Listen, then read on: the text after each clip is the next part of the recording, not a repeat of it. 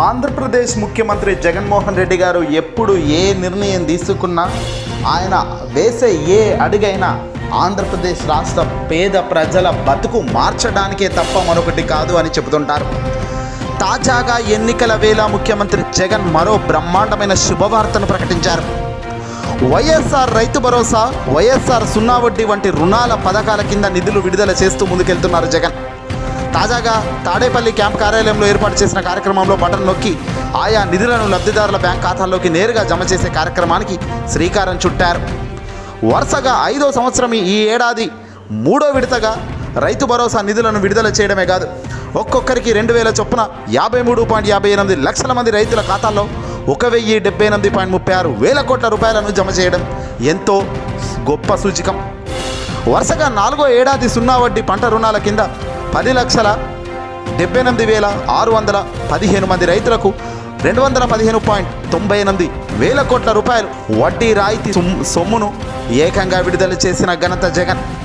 ఇవన్నీ కూడా చకా టైం ప్రకారం ఒక స్లాట్ ప్రకారం నిర్వహిస్తూ వెళ్ళాడు. ఏ ఒక్కటి మిస్ చేయలేదు, ఏ ఒక్కటి దారి తప్పనిచ్చే పరిస్థితి లేదు అనేటట్టుగా దీన్ని తీర్చిదిద్దడంలో సక్సెస్ సాధించడం విశేషం. తన దూకుడు మరింత పెంచుతూ సార్వత్రిక ఎన్నికల షెడ్యూల్ వెలువడటానికి ఎంతో సమయం లేకపోవడంతో వివిధ సంక్షేమ పథకాల కింద నిధులు విడుదల చేస్తూ ప్రక్రియను వేగవంతంగా జగన్ ముందుకు తీసుకెళ్తున్నారు. అధికారంలోకి వచ్చిన తొలి ఏడాది నుంచి అన్ని సంక్షేమ పథకాలను అమలు చేస్తూ వస్తున్న ముఖ్యమంత్రి జగన్ నిరాటకంగా వాటిని కొనసాగించడంలో అద్భుతమైన సక్సెస్ అయితే సాధించేశారు. కరోనా లాంటి కష్ట సమయంలో కూడా సంక్షేమం ఒక్కరోజు కూడా ఆగలేదంటేనే దాని వాల్యూ, దానికి ఎంత క్రెడిబిలిటీ జగన్ ఇచ్చారో ఆలోచన చేయాలి. లక్షలాది మంది విద్యార్థులకు ఆర్థికంగా చేయూతను అందించడానికి ఉద్దేశించి జగనన్న విద్యా దీవెన పథకం కింద నిధులు విడుదల చేసేందుకు ఈరోజు రంగం సిద్ధమైంది.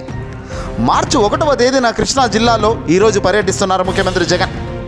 ఇక జిల్లాలోని పామర్రులో జరిగే ఈ భారీ బహిరంగ సభకు విద్యా దీవెన పథకం కింద బటన్ నొక్కి జగన్ విడుదల చేస్తారు నిధులను.